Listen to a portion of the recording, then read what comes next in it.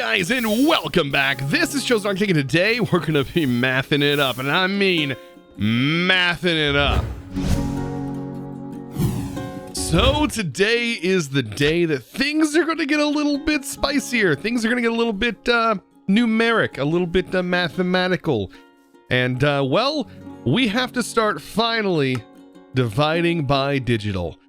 Oh boy. So, a little bit of explanation and kind of my understanding around this. So, we need to eventually make ourselves this thing, the computation matrix, right? To get this, kind of backtrack, we need a bucket of liquefied computation matrix. This is what is generated once we have one of every single number between 0 all the way up to 9.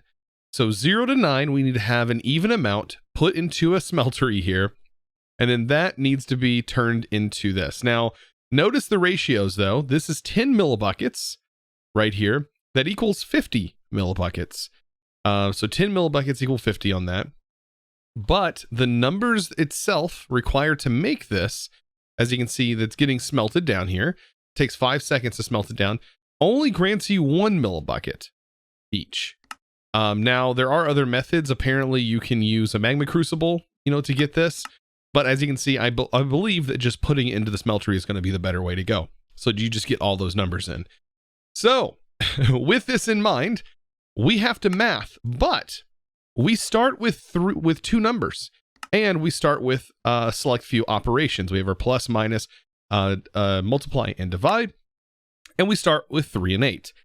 So to put this in perspective, I will show you, voila, here is a little spreadsheet, or a little bit of a spreadsheet that I had put together. And this spreadsheet right here, we spent a little bit of time in the Discord just trying to put it together and see if this works, to kind of get this set up and use the least amount of steps possible, I think, to get to this outcome. So hopefully this will work. I know there are many different ways to solve this. You don't have to solve it this way. It even tells you right here on 3 that it tells you there's basically for 1, it says there are 21 options available to reach the outcome of 1. So basically for me, to get 0, so basically to get this number, or we can actually start from here to go to 0, it doesn't really matter. Let's start at 1. To get 1, we're going to do 3 divided by 3. So 3 with the operation divide by 3 in a crafter, because these have to be set up inside of a crafter, by the way, to get this. So let's show you the recipe right here. This is the recipe. So we'll do 3 divided by 3 inside the crafter, and it will produce 1, and we'll have that output from it, and it will end up going onto a belt or whatever we decide to use for that. And so that is 1. Let's get back to this. So to get 2, just like the spreadsheet said, it's going to take 2 operations. We're going to cast out 8 because we get the base value of 8. We're going to cast out 3s, get the base value of 3s, and we'll do 3 plus 3 equals 6. And then we'll do 8 minus 6 to equal our 2. So that's going to require 2 operations. Luckily, throughout the whole thing, there's only going to be 3 numbers that require 2-step operations, where everything else simply requires 1. So I think it'll be better to just build this thing and put it to use. Now, according to my spreadsheet, we're going to need 15 3 number casts. We're going to need 6 8 number casts. We're going to need 3 plus casts, 4 minus casts, 3 divide by casts, and we'll need 1 multiply cast. And that should be all the casts we need. That's literally it. Now, to get those casts, we have to go into here. And let's see. Let's just search up cast. And as you can see, that's the cast that we get. And those are the ones that we're going to put into use. And so this is where I was saying you have to make them. Luckily, they're not expensive. It's just some nickel plate. So we have, actually, that's Constantine. We need nickel. And I need to turn this into plating. So the best way to do that is to go ahead and actually do this. Set this to processing mode. Bam. Grab that. and then put it into our press over here. I love automation. Automation's so nice now that we have this. And so what I can say is I can go, you know what? Give me 64 of these all pressed up. And that's going to put that to work. And we'll have those at our whim. I did go ahead and set up some automation for this. So I have a pattern set up to make grout and then also smelt the grout. And so we're also going to need a bit of seared brick. So I might as well get that processing as well. Yeah, we should be able to. I think at the moment the coprocessors are making this.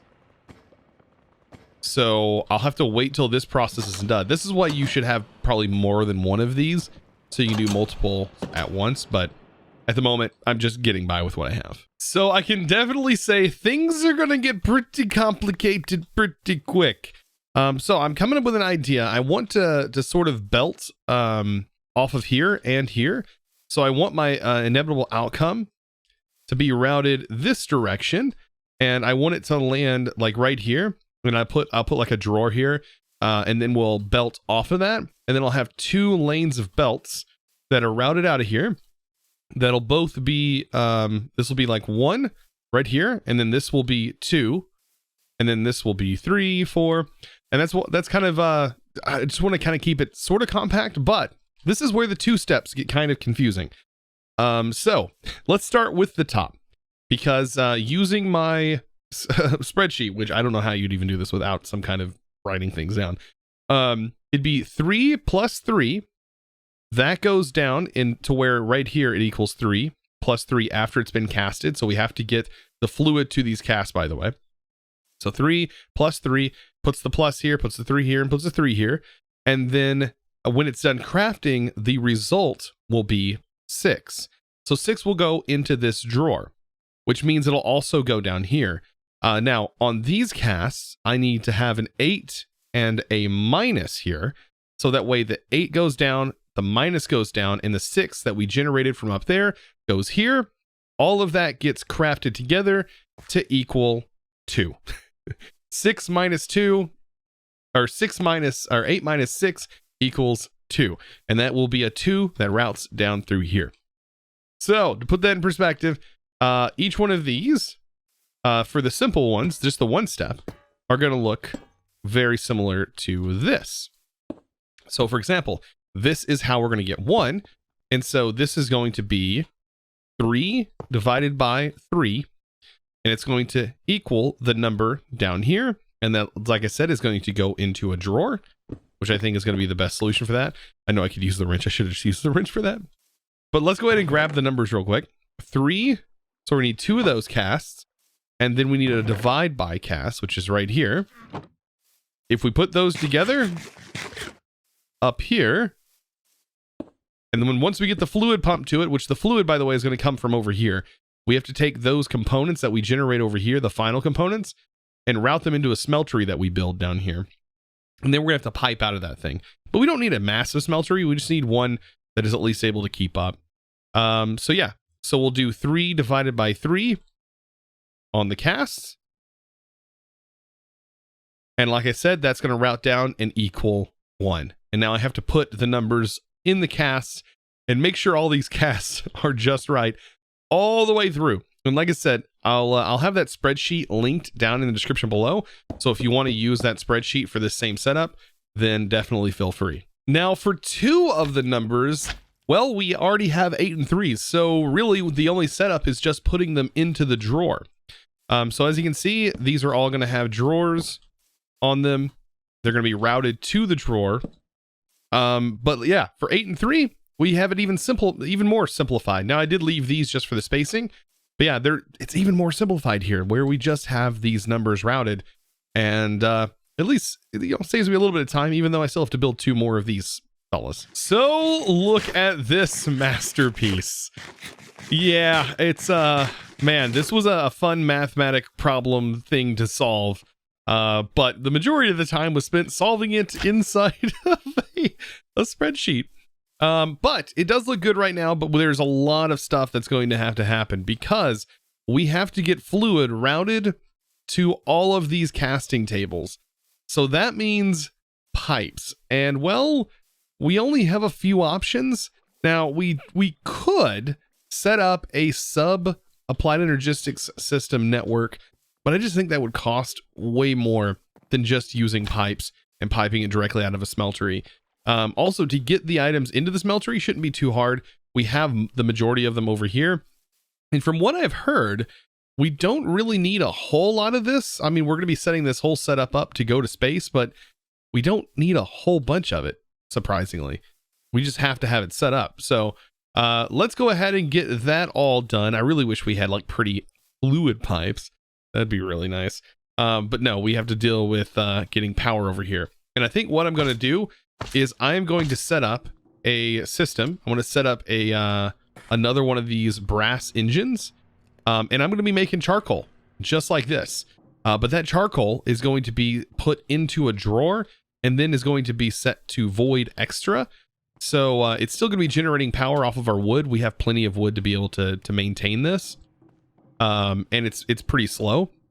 So we have plenty of wood, and I think that should be plenty because I would carry power over here, but I did check our power on this and we only have about 1,000 stress units left. And that's actually less than what our just one windmill generates. So yeah, we're going to need more than that, especially with all the pumps that we're going to have hooked to this setup. So I have a crazy idea. All right. How about instead of using pipes, I use an applied energistics system. I know like we have it at our fingertips. So like, why not like set it up?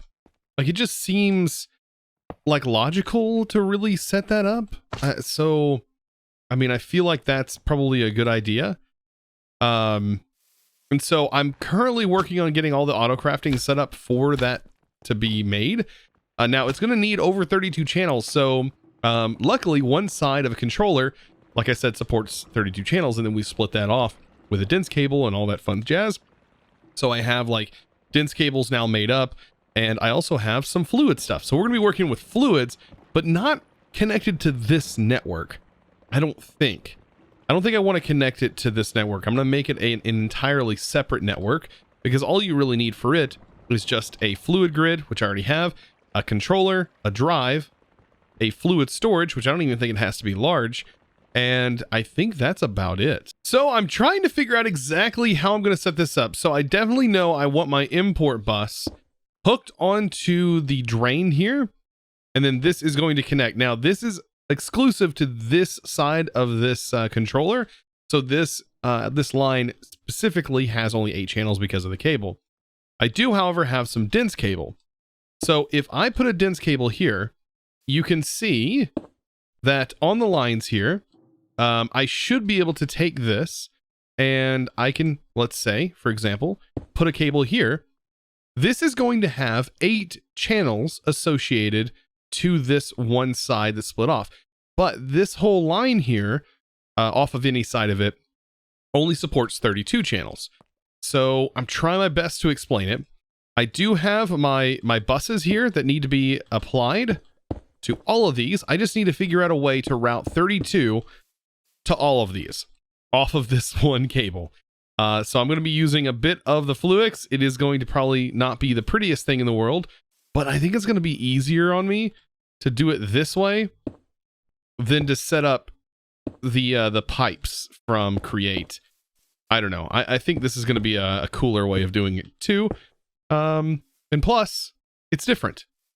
So ignore the cable spaghetti. All right, it's only going to get worse. But eventually we might be able to facade this in some way to make it look a little bit better. But right here, I have this all set up with cable anchors and everything. This cable anchor ended up getting placed on here, but oh well. Cable anchors are going to prevent these cables from hooking together. There is no there is a wrench, but that's the only way to pop those off without breaking the whole thing. But yeah, these prevent them from connecting. And as you can see, we're using all 32 channels on this right here. Right here, we're using half of them, or no, we're using 3/4. Yeah, we're using 3/4 of the channel because I only have one cable hooked here that is routed to the 8 that go down here. So with all of this, it shouldn't matter because we are going to be exporting all of the same type of fluid. Now, I didn't actually check this, but do I have to set the fluid? I think so. I think all of these I have to set the fluid type, so I'm going to need like a bucket worth of the fluid. But that's okay. We can actually go ahead and get the fluid started and actually get it built up in here. Hopefully that's going to work. The only thing I'm worried about is this going to be fast enough to pull out? So I'm thinking to go ahead and put the acceleration cards in here just to make it fast enough, hopefully, to be able to fill with the appropriate fluid that's going to go into this. So all we need now is to put the cards in here. So fancy or pretty pipes.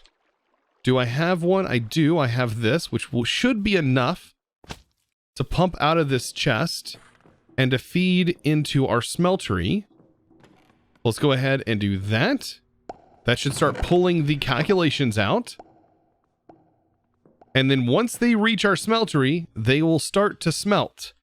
Now, that's when this is going to start taking over. And like I said, I don't know if the exporters are going to automatically start working, but it's not going to craft anything anyways because we have yet to put the power in for all of our crafters. So here we are. I have tried my best to get this all hooked up. It may not be the prettiest thing in the world, but it is working. And it's numbers, right? It's all about the numbers. Well, this is a crazy setup anyways. Well, I do have this routed, so I do have that power I was talking about. And I decided to go with a different system because this actually will get clogged up and start spitting items out. I did try to use the pipes, but yeah, it will eventually start spitting items out because this is regenerating so fast. So I have this going into here, and once this fills up, it should rest the item directly onto the area because this should be considered a block. I think if anything, I might have to put another hopper on top of this to make sure that it does stop. But either way, at the moment, doing this thing, let's see. It's getting really close. 64, is it going to stop? It does stop. Okay, so it does know that that item is floating there. So perfect. That's exactly what I wanted. So let's take a look at this. So right here, I have my speed controller, so I can change the speed. Right now it's going as slow as possible. And I just have the power sort of routed through with some gearboxes, and then I'm evenly distributing all the power here. Now, eventually I want belts. So I also need to kind of keep in mind that I'm going to have some belts laying around. Let me grab my shafts. And there's going to be a belt like here to here, and a belt from here to here, right? So I do need to get power to those all through this whole area. So definitely here to here, and here to here. And I'm going to go ahead and get all of this set up now. And we're almost ready. The only thing I have to do is take this bucket, which to get a bucket of this, by the way, that's building up in here. So you can see there's 20 buckets. I don't know if that's 20 buckets worth. I think it is 20 buckets worth. All you got to do is just push the bucket in or out of here. Yeah, you can see it picks it up, and that'll actually get you the fluid out, which is super, super handy, especially when I have to set all of these filters on every single one of these. So in just like that, it's all set. By the way, each one of these numbers only require 1 millibucket, by the way, to cast out each number. So that puts that in perspective. We have 20 buckets in there.